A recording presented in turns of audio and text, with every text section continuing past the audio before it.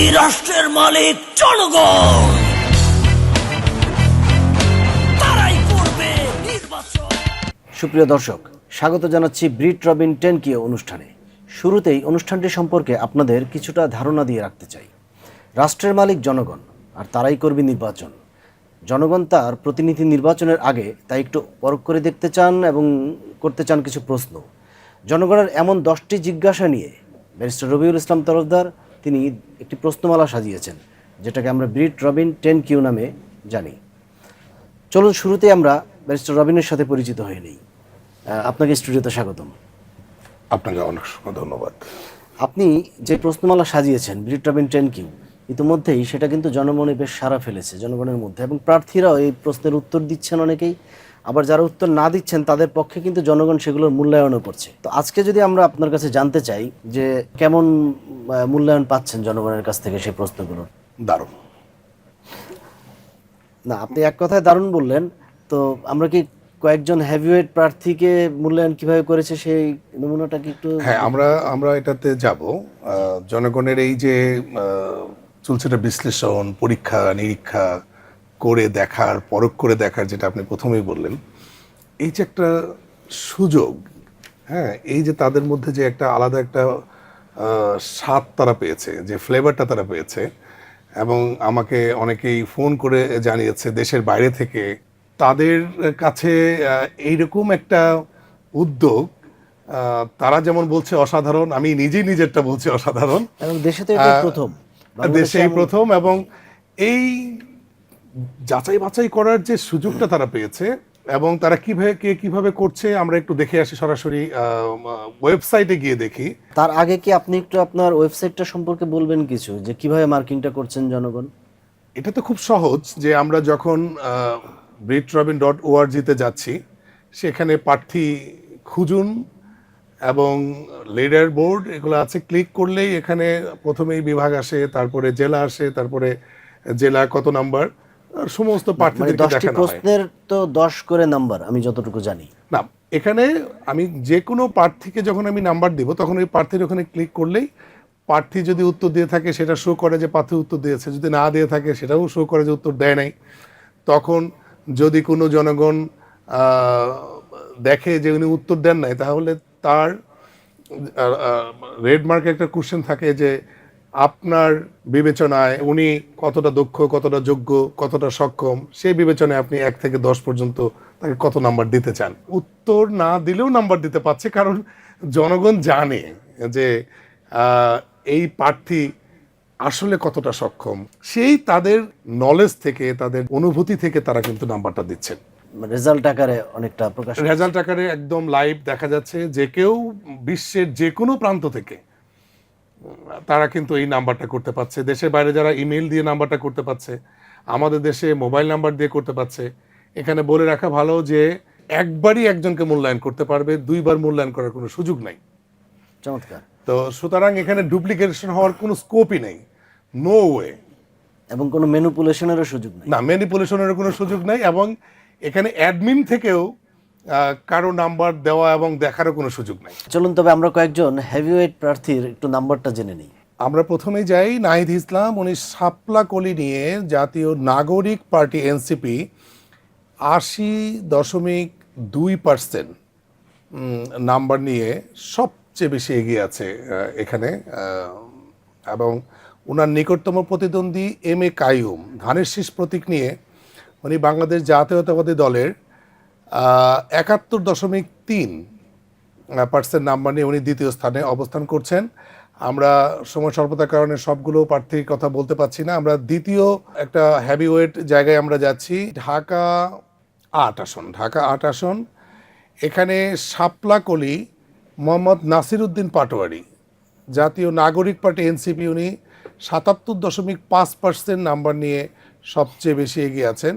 ওনার নিকটতম প্রতিদ্বন্দ্বী বাংলাদেশ জাতীয়তাবাদী দল বিএনপির মির্জা আব্বাস উদ্দিন আহমেদ পেয়েছেন 68.5% নাম্বার।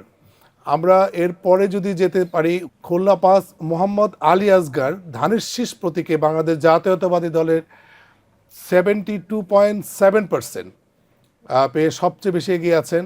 এবং ওনার নিকটতম প্রতিদ্বন্দ্বী মিয়া গোলাম পরোয়ার, উনি দাড়িপাল্লা প্রতীক নিয়ে বাংলাদেশ জামাতে ইসলামী, উনি 65.8% নাম্বার নিয়ে দ্বিতীয় স্থানে অবস্থান করছেন। আমরা এর পরেই যদি যাই 76.7%, অর্থাৎ 76.7% নাম্বার নিয়ে বাংলাদেশ জাতীয়তাবাদী দল বিএনপির বগুড়া 6 আসন থেকে জনাব তারেক রহমান, ধানের শীষ প্রতীক নিয়ে যিনি নির্বাচনে অংশ নিচ্ছেন, উনি সবচেয়ে বেশি এগিয়ে আছেন। ওনার নিকটতম প্রতিদ্বন্দ্বী 71.8% নাম্বার নিয়ে বাংলাদেশ জামাতে ইসলামী দাড়িপাল্লা প্রতীক নিয়ে মোহাম্মদ আবিদুর রহমান আছেন দ্বিতীয় স্থানে। আমরা এরপরে যদি দেখতে পারি ঠাকুরগাঁ 1 আসনে 3 জন প্রতিযোগীকে আমরা দেখতে পাচ্ছি। এখানে দেলওয়ার হোসেন দাড়িপাল্লা প্রতীক নিয়ে বাংলাদেশ জামাতে ইসলামী 70.1% নম্বর নিয়ে উনি সবচেয়ে বেশি এগিয়ে আছেন, এবং এর ঠিক নিকটতম প্রতিদ্বন্দ্বী মাত্র 0.2% পিছিয়ে আছেন বাংলাদেশ জাতীয়তাবাদী দল বিএনপির মহাসচিব মির্জা ফখরুল ইসলাম আলমগীর। 80.5% নাম্বার নিয়ে বাংলাদেশ জামাতে ইসলামী দাড়িপাল্লা প্রতীক সম খালিদুজ্জামান উনি এগিয়ে আছেন। এই হচ্ছে আজকের রিয়েল টাইম আপডেট। আশা করি যে জনগণ এখনও যারা মূল্যায়ন করেনি, এটা খুবই চমৎকার একটা জিনিস, ভীষণ মজার।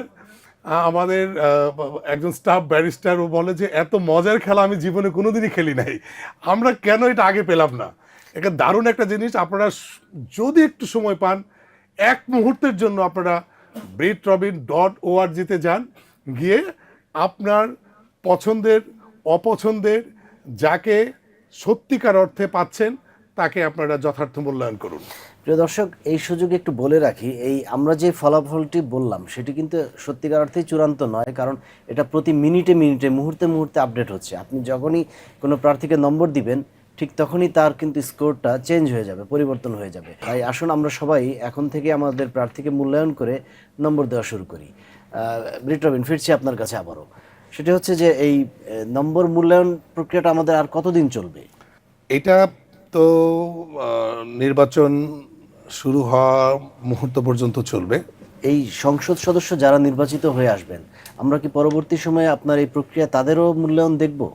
খুবই ইন্টারেস্টিং। এটা করাই হয়েছে যে ওনারা নির্বাচিত হওয়ার পরে কি করেন, উনি কি বলেছেন আর কি করছেন, ওনার কথা এবং কাজের কতটুকু মিল আছে, এবং ওনার দায়িত্ব ঠিকমতো উনি পালন করছেন কিনা। অর্থাৎ প্রতিদিন ওনাকে মনে করতে হবে যে ওনার প্রত্যেকটা কর্ম আমরা মনিটর করছি। একেবারে এক ধরনের নতুন ধারণা, এবং রাষ্ট্রের মালিক হিসেবে জনগণ মনিটরিং করছে, এই ধারণাটাই কিন্তু শুধু বাংলাদেশ নয়, আমি দেখেছি যে এই উপমহাদেশেও আমি এই জিনিসটা দেখিনি, বা বিশ্বের অনেক দেশেই নাই। তো আপনি এটা দিয়ে মূলত জনকল্যাণ রাষ্ট্র বিনির্মাণে এমপি প্রার্থীদের ভূমিকাটাই আশা করছেন। অ্যাবসলিউটলি। আমি এখন শুরু করেছি, এবং তারা নির্বাচিত হওয়ার পরে আমার প্রত্যাশা যে ওনারা নতুন বাংলাদেশ নির্মাণে যে ঝাঁপিয়ে পড়বেন, ওনার সর্বোচ্চ শক্তি নিয়ে যেই দলই ক্ষমতায় আসুক না কেন তারাই বাংলাদেশ বিনির্মাণে ঝাঁপিয়ে পড়বেন, এটা বিশ্বাস করি। কারণ তারা জনগণ, তারা জনগণের অংশ, তারা জনগণের প্রতিনিধি, এবং তাদের প্রত্যেকটা কর্ম আমার এই সিস্টেম মনিটর করবে। জনগণ তাদেরকে কন্টিনিউয়াসলি মূল্যায়ন করতে থাকবে, এবং এটা একটা কন্টিনিউয়াস প্রসেস। ধন্যবাদ। আজকে শেষ করতে হচ্ছে। দর্শক, শুনলেন আপনারা এতক্ষণ যে সত্যিকার অর্থেই আমরা কাউকে মনিটরিংয়ের বাইরে রাখতে চাচ্ছি না, কারণ আমরা জনগণ, আমরা চাই জনগণের কাছেই তারা জবাবদিহি করবেন, যেহেতু রাষ্ট্রের মালিক আমরা। আগামীতে কোনো পর্বে আবারও দেখা হবে, ততক্ষণ পর্যন্ত ভালো থাকবেন, সুস্থ থাকবেন। খোদা হাফেজ।